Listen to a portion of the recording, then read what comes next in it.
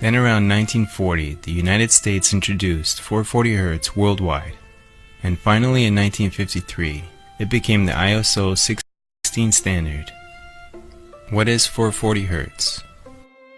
440 Hz is the unnatural standard tuning frequency, removed from the symmetry of sacred vibrations and overtones that has declared war on the subconscious mind of Western man. You just have to go out into the street and take a look around. What do you see? School kids, young adults, on their way to work, and what do they all have in common? iPods or MP3 players. Ingenious, isn't it? They are successfully lowering the vibrations of not only the young generation, but the rest of us as well. These destructive frequencies entertain the thoughts towards destruction, disharmony, and disunity. Hi, this is Ed and welcome to The Outer Dark. There recently has been a lot of discussion about something strange, and that is the change to people on a very slight level that has taken place over decades, namely the 432 Hz frequency versus the 440 Hz frequency. But what is this? Well, stay tuned as The Outer Dark brings you 5 things we know about 432 versus 440. Number 5. First, some context. Music prior to 1939 was mainly tuned in 432 Hz for the most part. This was a natural or seen by researchers as an organic evolution of music through the ages in which classical music was tuned to 432 Hz. This frequency is said to be synonymous with organic projections from nature, human beings being a projection, of course, of nature. So 432 Hz was the frequency in which instruments pre-1939, again for the most part, was used in Europe and around the world. But that all changed in 1939 when an international conference held in London recommended strongly that the world frequency, at least in regards to tuning instruments, be changed to 440 Hz. After this date, the BBC, among many others around the world, required their orchestras to tune to 440 Hz. This slowly changed the tuning mechanics now being used as an industrial standard to 440 Hz. A major change from the organic 432 Hz to the 440 Hz. Only 14 years later, in 1955, 440 Hz became the standard that was adopted by industrial standards worldwide. The question people are now asking is, was there a more sinister reason for the change? Since a number of researchers have stated that people feel differently under the long-term influence of music and broadcasts at 440 Hz than they actually do at the natural organic broadcast of 432 Hz. So is there evidence of a difference? Well, number 4. First we have to start with the difference itself, and there is one. Take a look at these different examples of how music played at 432 Hz forms different particle patterning than it does when played at 440 Hz. Take a look.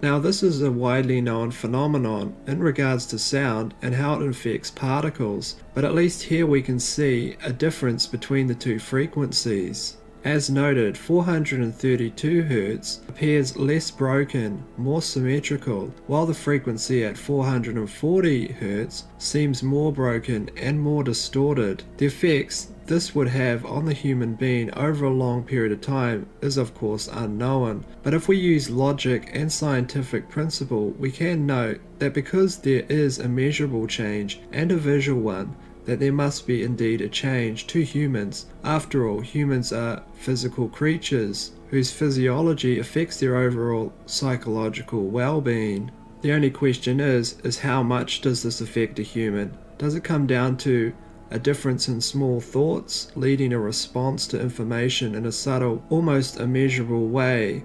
Or is it larger and maybe even a physiological effect on cells or the human nervous system? Number 3. Now, of course, it's hard to find evidence of any long-term studies given the nature of this on human beings, but there is a couple of examples, at least in regards to plants, as well as a whole host of anecdotal evidence, such as plant growers noting that when classical music is actually played to, let's say, grape growers, that their grapes actually grow larger. In essence, they have better yields. This goes back to the idea that classical music is better for crops, and of course classical music is mainly tuned to the 432 frequency, at least if it's pre-industrial standard. Now, to be fair, there's not much studies in relation to the 440 band versus the 432 band or frequency in regards to the effect on plants.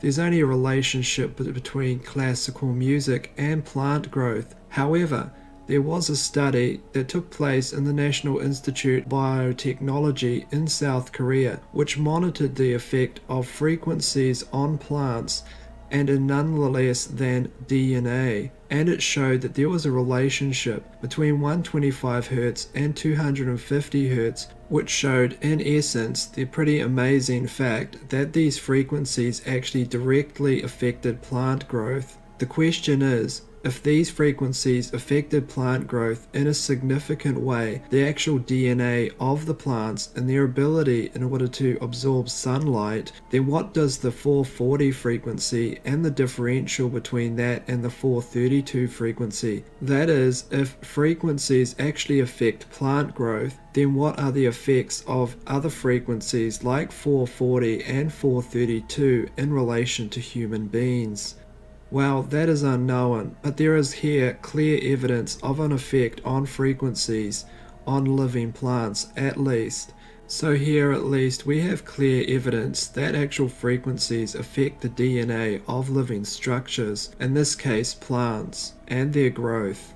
Number 2, of course it does not have to be classical. Any music can be taken and converted to play at 432 Hz. You just have to convert it yourself, since all modern music post 1955 at least, and earlier, is actually subscribes to the industrial standard of using 440 Hz. So this is not a difference between classical music or modern music. This is a difference between the fundamental tuning of the instruments and how it's recorded and projected. But if you want to listen to the music and see if you can actually pick up anything yourself, although that would be hard to do since they both sound so similar, have a listen to both frequencies played with the same music and see if you can pick up the difference yourself. Have a listen.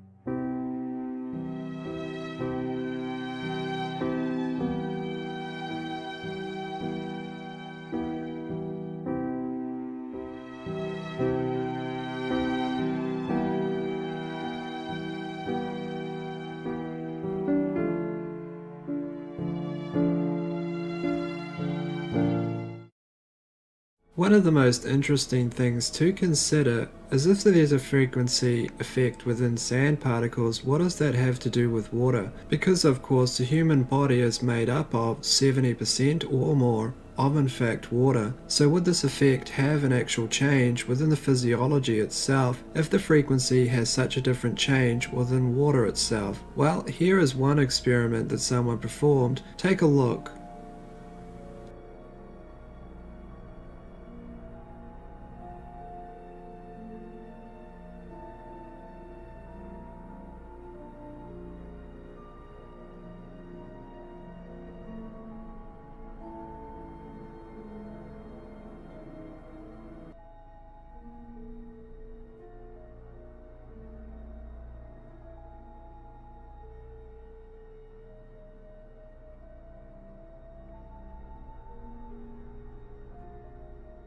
But if there is a measurable difference in plant growth, at least if we're using logic, and there's a difference within visual evidence in regards to particles and frequency, as you can see here, then is there a difference? Well, most likely there is a difference, at least at some level, even if it's a small minute difference within the psychology or the human system itself, there no doubt would be some influencing difference. Because if science tells us anything, it tells us one thing, and that's energy affects other energy. Within a system like this, where you're dealing with frequencies, you're talking about the exchange of energy. But then again, everything in our natural world affects us, at least in some way. From the food you eat, from the air you breathe, to the water you drink, everything has some effect on you. The question, of course, is how large is the effect? But just because you cannot prove it on a mass scale does not mean you cannot prove it on a minute scale. So perhaps you should just go out and listen to some music at these frequencies and see if your mood improves. Have a look, you can play it yourself and of course decide for yourself. As goes for everything in the video, go out and do your own research and of course come to your own conclusions.